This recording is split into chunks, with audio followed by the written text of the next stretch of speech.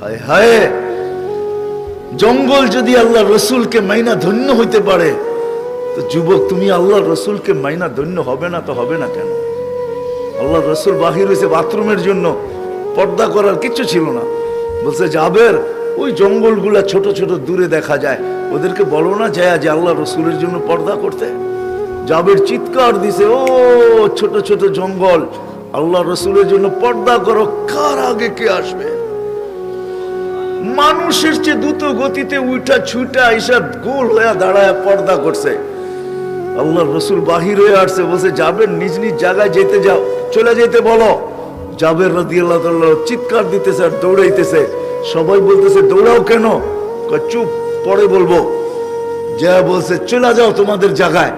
সবাই মানুষের মতো ছুটে যায়, নিজের জায়গায় বসা গেছে। জাবের জানি কি দেখা ফিরে আসছে।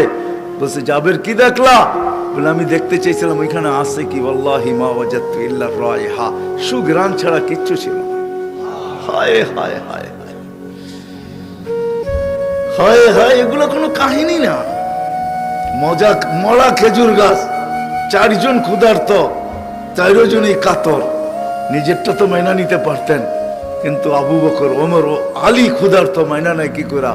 বলছে এই খেজুর গাছকে যে বলো তা কাঁচা পাকা খেজুর দিতে। আলী রাদিয়াল্লাহু তাআলা আনহু বিবেককে খাটায় নাই।